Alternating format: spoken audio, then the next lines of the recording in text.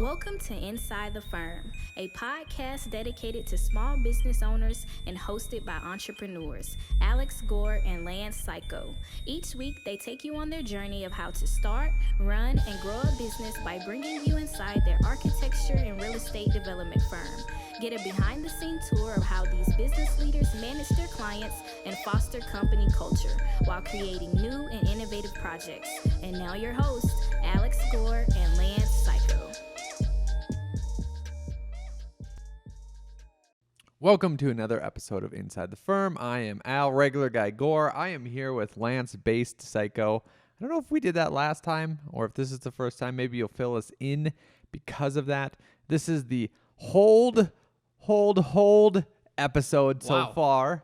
And we'll talk about that, what the finances mean for our future. But before we get into that, an oldie but a goodie. And that is Revit Rocket Ship. If you have not honed your skills in Revit and modeled like construction happens and need a refresher or need to pick it up for the first time, go to revitrocketship.com, where yours truly teaches you an awesome, fast, and efficient way to learn Revit on a rocket ship made by us, revitrocketship.com. Also, I want you guys to check out, this episode is brought to you by A.R.E. Accurate data is crucial, especially in today's business environment. Outdated and inaccurate data leads to turnarounds, delays, and rising costs. With supply chain and staffing issues, these costs and delays can multiply. That's why a resource like ARCAT.com is so important. ARCAT works with manufacturers to keep their data up to date and accurate and offers it to you easily accessible and free. Use ARCAT's powerful search engine to find what you need and download it right there on their site without needing to pay anything or even register. So try arcat.com today. That's ARCAT.com. The other thing I want you to check out is our good friends over at Duratherm. Duratherm defines the category of all wood, completely custom hardwood windows and doors that deliver on your architect's vision, and everyone knows it. That's why they refuse to rest on their laurels. And while Duratherm brand is built upon their expertise in wood windows, they are proud to announce the introduction of a clad exterior feature for their windows. Learn more at durathermwindow.com. Back to you, Al Gore. Okay, so the Fed rates are holding, and the words of the day, of the week, of the month are that they're going to be higher for longer. It seems like that's the new buzzword. Have you been hearing that lately? Yep. The thing that's baffling to me is when the Fed started this roughly about 8 months ago. I know they started it before, but they said that they were going to hold them higher for longer than people thought. So when people are saying it now, it's like, are you just echoing what they said 8 months ago? Like, anyways, I still think that they should be a little bit preemptive and maybe cut them next time. They're not going to do this. This is an article from Yahoo Finance. They say Fed dot plot shows one more rate hike in 2023. Higher economic growth forecast. So what's weird is, besides this article, they're forecasting next year that there's going to be economic growth when B2B spending has basically flatlined. Consumers are essentially losing their reserve from the pandemic. And then now they're going to have to be paying a bunch of them the student loans. The Fed is not increasing the money supply. They're decreasing the money supply.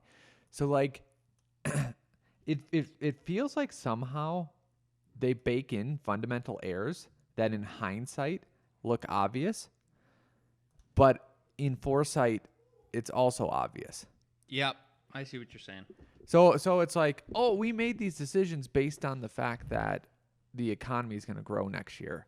And I'm sure that they have their own numbers and reasons why, but it's like, how? All these major forces, unless they're just planning on government spending, which is terrible because government spending is a bad way to run the economy because it's just cronyism and inefficient bureaucracy.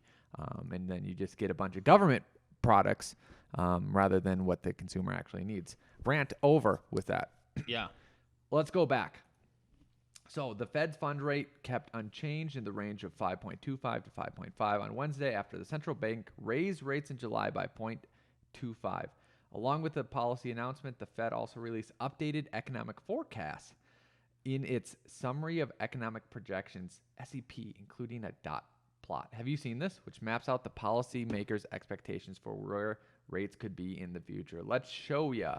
Have you seen this, Lance? Nope. I'm gonna Thank you for showing me. Control minus a little bit so that, come on, let's just fit all in one screen. So right now it shows on the left column interest rates from 2% all the way up to 6%.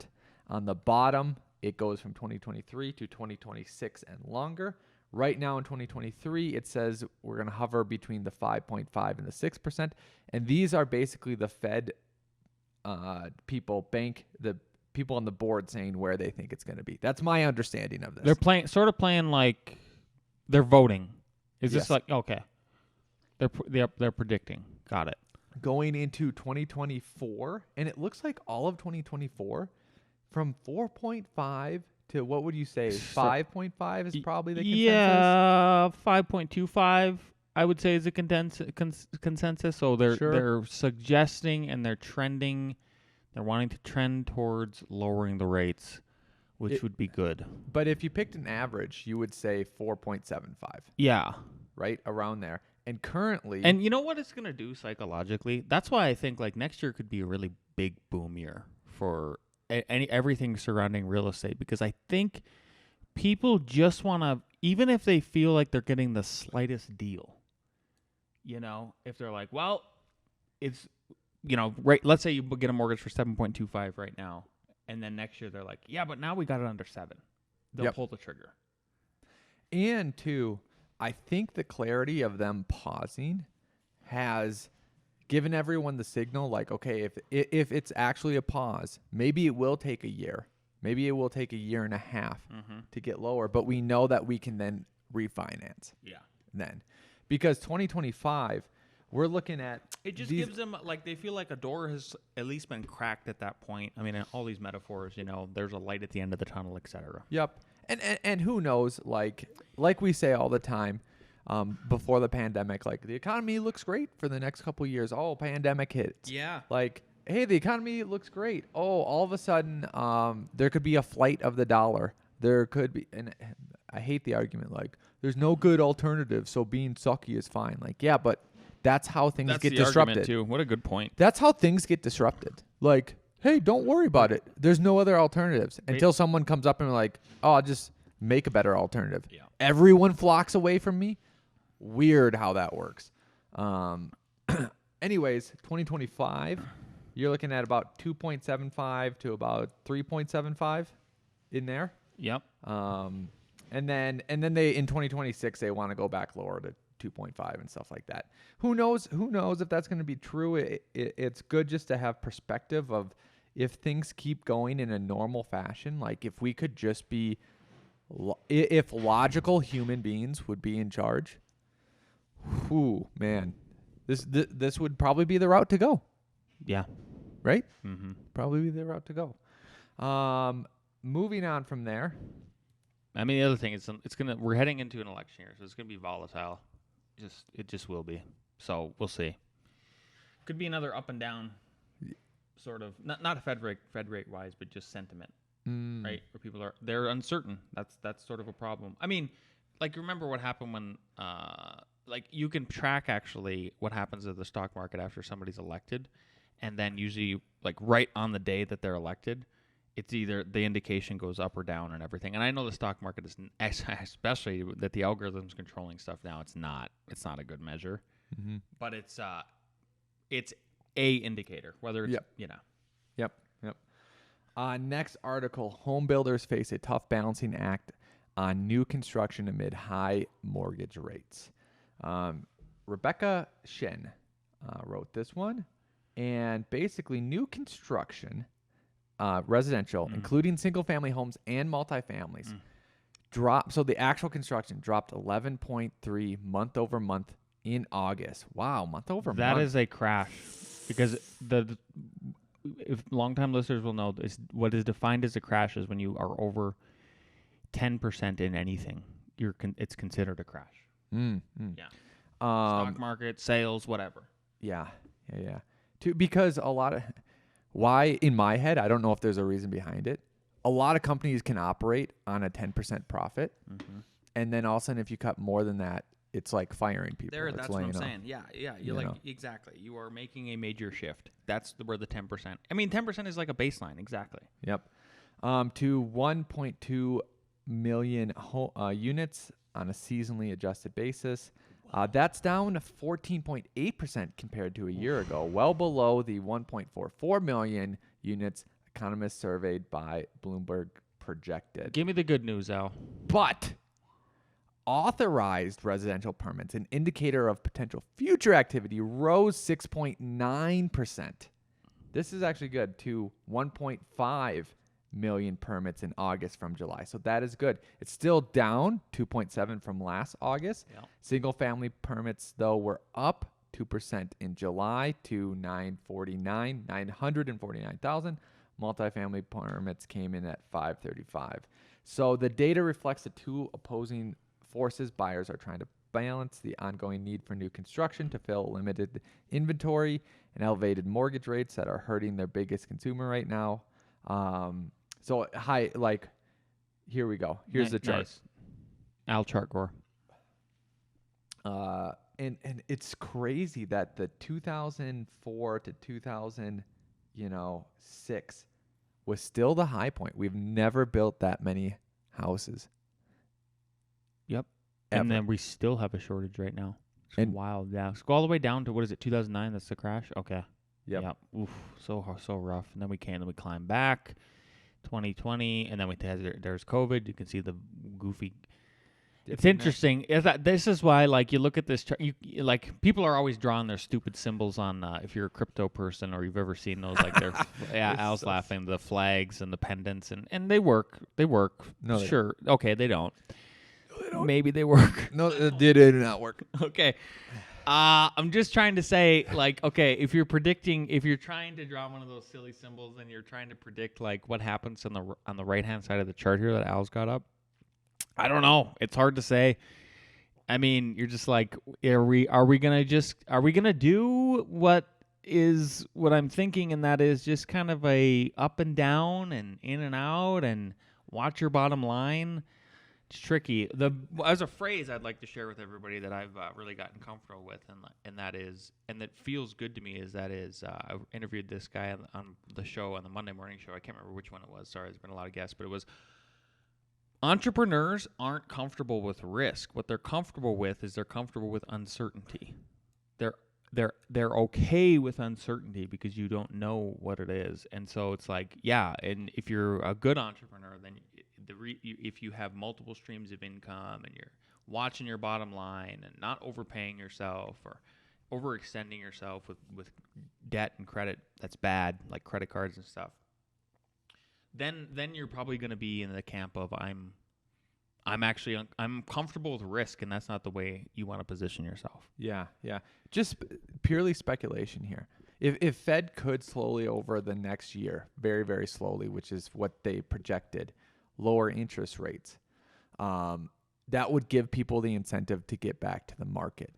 One of the reasons why I don't think that they would do that is inflation stays high, and the two indicators that inflation would stay high is if Fed prints a bunch of money to bail someone out, which would be a no-no, or the government spends a lot of money, right?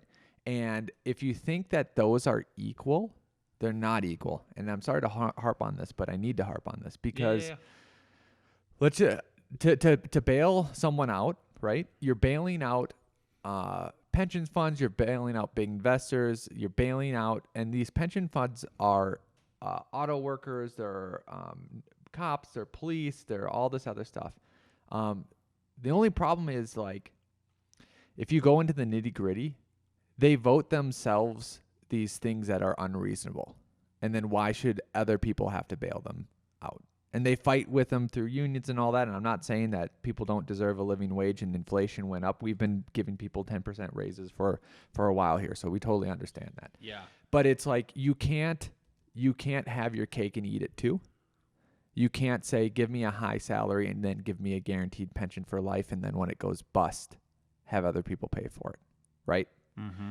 The other thing too is if the government's just spending money, like think about how nimble the government is and what they actually produce. Like, hey, Think about how nimble the government is and what they reproduce. I just want to emphasize that a little slower. Keep going. Yeah. I am thinking. So I have to do a stark example, even though it's not reality, to just prove the point. The government, could literally say, hey, we're doing infrastructure. We're going to build roads, bridge, highways, stuff like that. And we're going to spend all the money to do it. They're going to build a whole bunch of highways and stuff. They'll build them right through our town. They'll build them all over the place, and they'll be great, and they'll be big, and they spend all this money, and GDP will go up. Well, guess what? I didn't want another stupid new road. You know what I mean? Like, Yeah. like if you didn't spend that money, inflation would have went down. The rate would have went down. Then companies could choose what they want based on market demands and conditions, and we could have the things that we actually want and need, right? So let's watch it. Let's see what happens. Speaking of watching it, why don't you switch over? Al, give me the monitor here, and I have a clip. I can't even remember where I found this clip. I think it was it's vertical video, so I think it's probably Insta. I think YouTube. it is, and then I ripped it. Maybe it was YouTube. Wow, mouse, please work. We're doing it. We got it. So there's his name is Peter Zeihan, and what he ended up showing was this really interesting take on the migration patterns of baby boomers. And I'm going to get my sound up here in a second, Al. Yep. I don't think you were showing sound. Maybe it might be on the TV might be down here. Nope, should be good. Let's see. Here we go. Do we have somewhat more of a decentralization where living in a United States MSA is less important? How much less important is it? I'd say that there's three big issues going on in real estate right now, writ large, kind of layered one step below those major trends. Number one, the baby boomers are retiring. They don't want to live somewhere where they have to shovel snow. Number two, the millennials, the oldest of whom are now entering their 40s, are discovering that you can't raise kids in a major urban area's inner city. It's certainly not in Midtown. And then third, because of COVID, no one wants to have to commute. So what we're seeing is a relocation of a lot of the professional class, especially millennials, especially boomers, away from the dense urban enclaves on the coasts, plus Chicago. You know what my real nickname Did it should end have? there, or Yeah, were that's there- it. That's okay. it. My real nickname should have been is Lance ahead of the curve psycho. So I AC psycho. I had my first job when I was 21, and Al went to New York because he could. Yeah. Al could go to New York because he could, because he didn't have any children. He was just Al. All he needed was a bag of apples And a bagel. and he was set. Yep. And he was crushing it over a Liebskin. Lance had to look for a place where he was going to raise his budding family and all of that. So 19 years ahead of the curve, it is what it is, but yeah, this is a big trend, right? So it just again points to at some point here they're going to open up the fire hose, and this economy in real estate wise is going to be on fire again. And I hope you're priming yourself by going to places like RevitRocketship.com, ArchitectsGuide2.com, and maybe you're a listener of this show and you're just positioning yourself and be ready for it. I think if you just position yourself correctly, you're going to be in really great shape. I'm optimistic. I'm trying the white pill with the whole thing. Nice. Yeah. Nice. And so, because we already black pilled a little bit. It is what it is, right? Oh, there's always the black pill. You have to have a dichotomy of thought pattern. Yeah. You have to be aware of both, and you got to be ready for both. But just as much, I think that's a great point. Just as much as you should be financially secure and streamlined for the black pill scenario, you should be when there's a boom in the market, if you don't take advantage of it, you didn't load up for when there's a bust, Exactly. you know? Yep. Basically, the way I like to think about it is we're in a winter. This year is kind of a winter. And the smartest people are the people who have to survive in those kind of environments and those climates. They're prepping. They're prepping in the winter. They're getting ready for spring. That's what we're getting ready for. Yes. And we don't know yet, but basically the government is now in control of the economy, and they could make that winter very cold and very icy by doing very stupid things. They're in charge of the weather. Or they could make it one of those. Sorry, I had to do it. It is what it is. Or it could just be a normal, nice winter. We head into spring and we're ready to go. Yeah. Isn't it crazy, though, that, like, I know there's fighting factions, Democrats and Republicans, but, like, at this point, they're literally in control of which way it goes. Yeah, because it's so top down. There's no It's so- organic movement. Even though the organic is there, with this pattern movement, it's like, you guys, just Yeah. let's do it. Come on. But it's literally evil going to be bastards. the government decides to spend, Yes. puts a hamper on inflation. I mean, inflation goes up, so then the Fed keeps pushing it down, or it's literally that cut and dry. Because, and here's what it might be forced to: once the government realizes that they have to pay those rates, they'll probably be forced to cut spending. 100%. And then it'll be this big argument, and then everyone will be calling each other hypocrites. And then it's like, ooh, if you would have just, I don't know, done normal budget and stuff, Just it like the wouldn't have housewife, yeah. it wouldn't have been an issue. Yeah. All right. Well, R.I.P. to CU Boulder last weekend. Hopefully, who are they playing this weekend, Al? Apparently UFC, LA? UFC, California, not the bad one apparently. Cal. Just Cal. C-A-L. Yeah. Yeah, University Cal. So here's Coach Prime with some a really good take. But this was after, you need to know, That's what I'm. Yes. this was after the CSU game where they won, Oh, really? but it was a hard game. So let's listen to what he has to say. Okay. You're on the tip of everyone's tongue. You're the thought process of everyone's mind. You are there. And that's all we want to get to in life, that place called there. We want to get to this place where there's peace, there's joy, there's love, there's respect, there's admiration, there's finances, there's control, and there's a certain serenity in that place called there. But we're forgetting things. We're forgetting the work ethic that it took to reach that place, and that's my fault. We're forgetting to do the things that the coaches are consistently teaching you, and that's my fault.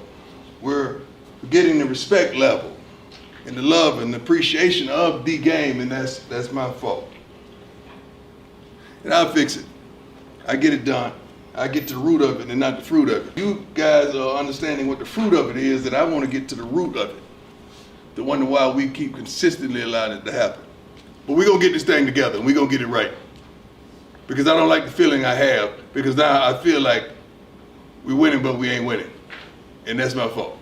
Thank you, Deion. We'll send you a check.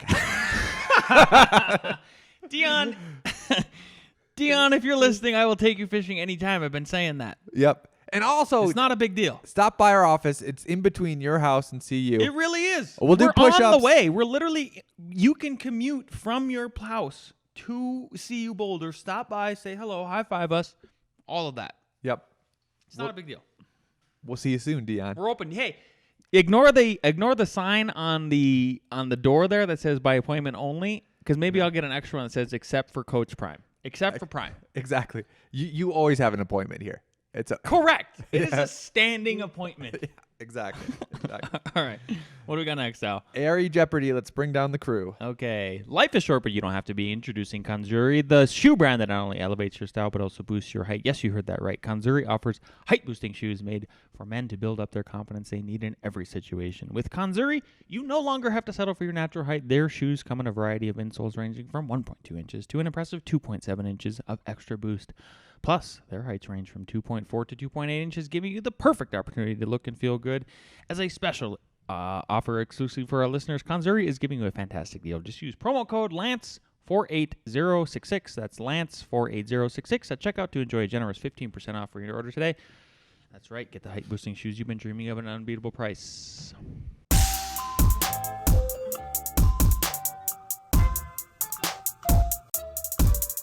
Let's go. All right. Don't touch that. Is everyone ready? Question number 1. According to 2021 IRC section R408.4.3, quote, glazing in an individual fixed or operable panel that meets blank of the following conditions shall be considered to be a hazardous location? Is it A, all, or B, one? A. Ooh, that is correct. That is correct. So the reason I'm bringing this up is because even in the A.R.E., the entree architect community, there's a bunch of people who think different ways. There's even Windows rep that seem different ways. And this is where there's at least 4 criteria. And if you thought it was just meeting at least one of them, you'd basically have to glaze every single window. That was our conclusion. Yeah. Right? Question number 2. What is an exception to this in this section? Right? In this section that they talk about, what is one of the exceptions? Is it A, glazing within 60 inches of the bottom of stairs?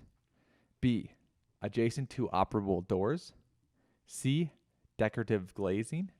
Or D, glazing within 60 inches of wet surfaces? Okay.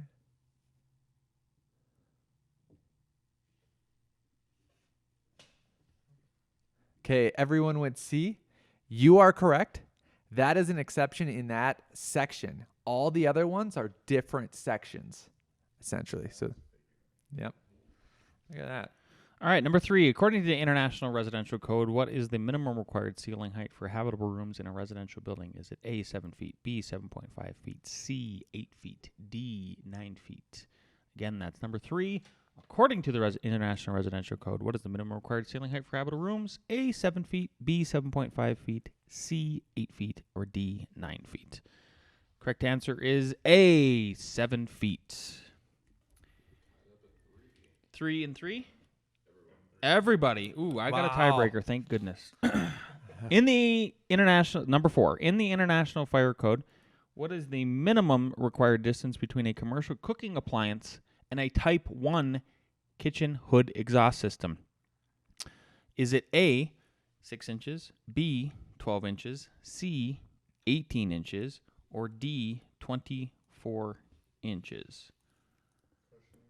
Question is, in the International Fire Code, what is the minimum required distance between a commercial cooking appliance and a Type 1 kitchen hood exhaust system? Is it A, 6 inches, B, 12 inches, C, 18 inches, or D, 24 inches?